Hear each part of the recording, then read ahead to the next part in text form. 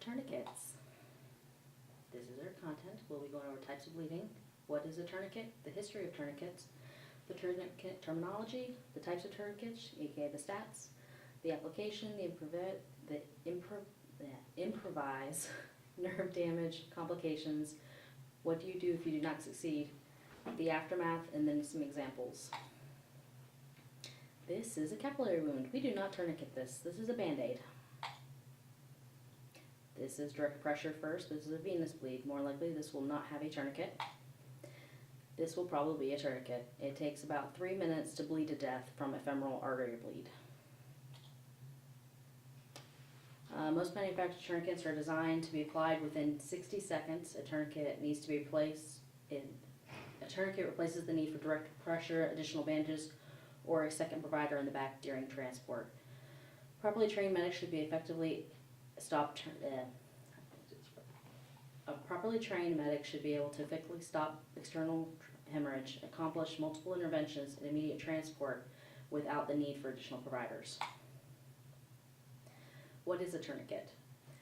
A tourniquet is a device to compress the artery or the vein to stop flow of blood. A hemorrhage, this is the last resort. It is life or limb situation. There are other instances where tourniquets can be used, such as a snake bite. This is not a tourniquet where you actually collapse the whole vein. This is one that is actually just to apply to impede the spread of venom, but not stop the arterial blood flow. When you give an IV, you actually apply a loose tourniquet that inhibits the blood flow to allow it to back up to make the vein more prominent to be able to place an injection. Maintenance of a nearly bloodless operative field, such as surgery, is where they do one that will completely stop blood flow. The history, we have little Monte Grill over there. The first reported use of a tourniquet was in 1674. It comes from the French word meaning turner, meaning to turn. This was back when they actually did surgeries. Before this, tight proximal bandages were treated by surgeons to aid in the amputation. This was done as early as 1517. In 1874, Lister described the tourniquets as being a use of tourniquets in elective civilian practice to obtain a bloodless field during the exercise of tuberculosis of the wrist joint.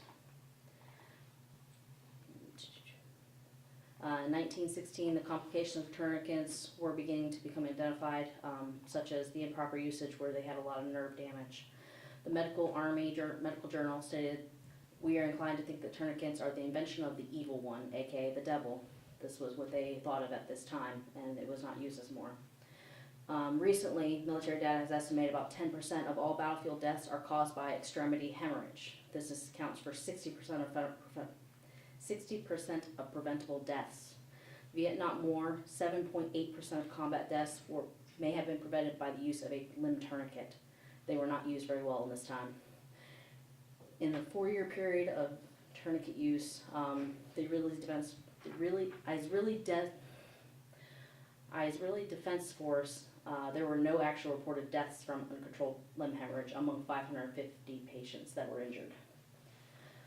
In the 1990s, the attitudes about tourniquets began to change. They started using them more again.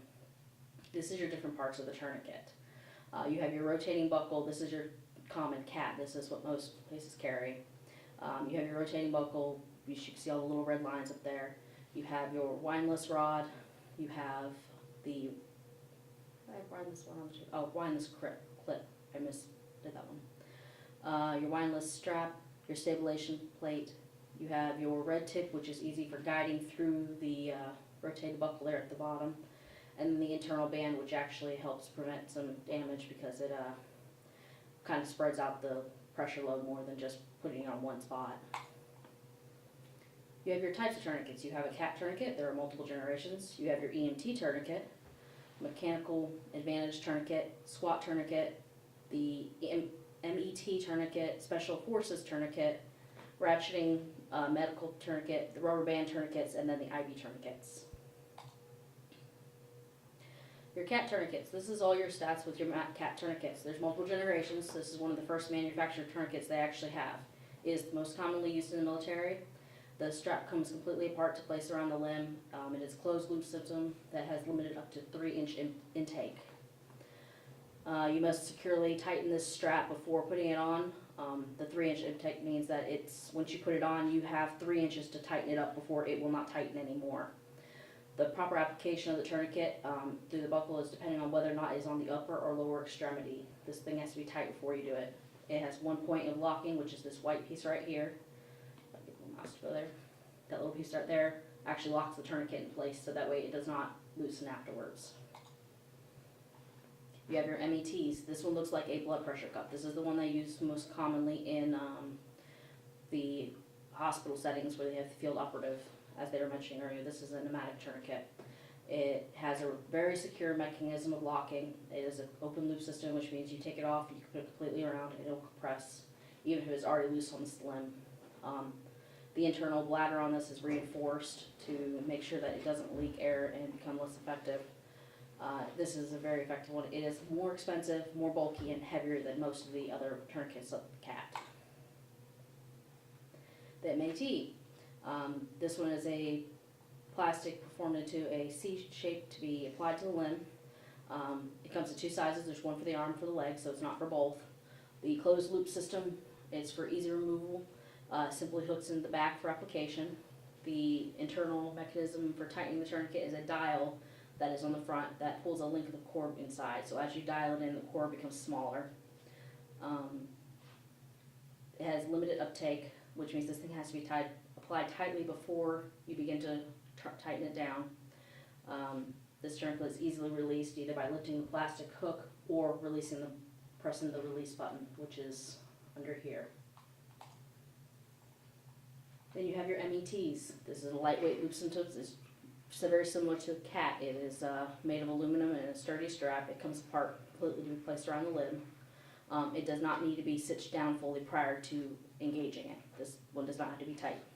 It has 2 securing points to locking down, as you can see in the picture up there in the top right hand corner. There's 2 pieces of fabric holding down this windlass to prevent it from loosening. There's 3 generations. The first 2 have a narrow strap. The third one has a wider strap. This one requires more training, as it is not as normal as the cats and stuff. This is the soft tourniquet. This is an open loop tourniquet. Earlier versions had narrow straps and a metal alligator clip, which is a locking screw into the strap. It has 2 D-rings that securing points, windlass applied. Once this is secured, it locks down tight. It avoids unintentional loosening. It does not leak air or anything you would have to worry about with the pneumatics. They now have the newer version, which is wide, which the narrow strap back here in the back is now wider. The alligator clip is now a break-apart buckle, which makes it easier to remove in the hospital setting. One of the securing points was removed in this to make room for the new buckle. It has a D-ring that locks down the windlass after application. The SWAT tourniquet. This is a simple elastic band. It comes in varying widths and varying lengths. Some of them have locking, some of them do not. This one is to be tightly wrapped around the limb, applying the compressive pressure when fully stretched. The more times you wrap around the limb, the tighter it's going to get. Unless it is fully stretched out and applied properly, these do not provide the necessary force on the limb to completely occlude blood flow. So this one's going to have to be applied very tightly to begin with. The users of the device have to ensure endpoint of the tourniquet application has been obtained, aka an absent distal pulse. The chance of causing a venous restriction, there's a chance of causing venous restriction if not made tight enough. These are very useful in pediatrics and other patients with small limbs. You have your ratcheting. This is a closed loop system. Tightens using the ratchet system over here on this belt right here. That's the ratchet system. It's got a wide strap that can be fully opened. It's a metal ring, a ratcheting belt. It will automatically lock itself down, allowing the pressure to be secure. On the inside of this, there is a little release button to remove the device. Your rubber band tourniquets. This is slightly different than the other one. These ones are just rubber bands. They are pretty much used in law enforcement over the past 24 months. They're compact, very cheap to make, which makes them very attractive for the LEO, which is strapped for cash most of the time. It is not the best choice due to inherent dangers. Applying it is very simple. Once applied to proximal, the function is simple. It is applied to the proximal of the injury, wrapping around the limb until the hemorrhage is controlled. The more you wrap this band-aid or wrap this dressing around the arm, the tighter it's going to get. So each additional wrap of this is going to increase the pressure substantially. The pressure induced by a rubber bandage increases 3 to 4 times the initial pressure when the bandage is stretched after each wrap. So the problem with this is the more pressure you put on this, the more damage you're going to cause. It is a shearing effect that generates onto the underlying tissues, especially the nerves. Graham, which is one of the people who are doing some research on this, has found that above 300 millimeters of mercury, the shearing force is equal to, or the more it does, the more exponentially it's worse. You're going to have damage, a lot of damage with nerves.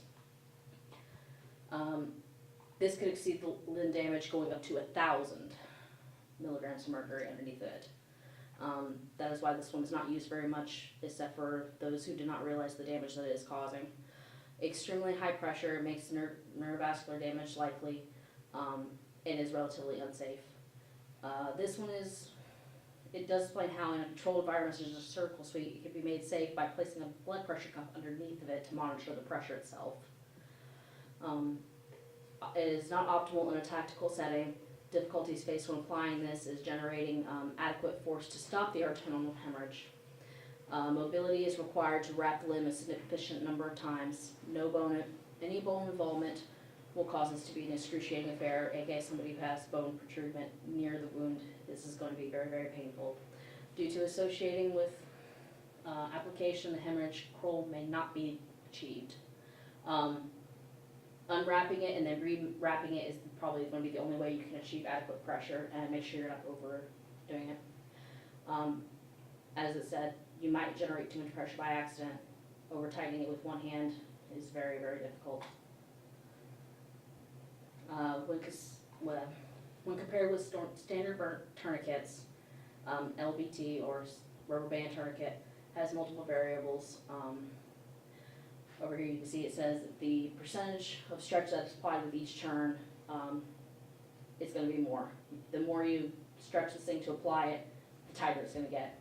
The number of layers that you're going to need for it is going to be different. The degree of how many times you overlap it, such as you see here, you can see that it's not overlapping. Crap. Can you hear that out? Go back. Here we go. As you can see right here, that this part right here is overlapped one way, and this is over here lapped one way. They're not directly on top of each other, making this going to be an uneven wrap. Also, the circumference of the limb itself is going to make a degree on whether or not it's going to work. The wine list only has 2 variables to think about, which is the limb circumference and the degree of rotation. It can be used as a field tourniquet, however, this is not the best option, but the benefits of cost savings do not always outweigh the potential risks and benefits of this. Then you have your IV tourniquet. This is not always necessary to draw blood. We all have those little people whose veins just are there and you don't need a tourniquet for. It helps to send the veins below where the band may be tied. This is not especially helpful in patients who are hard to find veins. If you're newer to phlebotomy or EMS,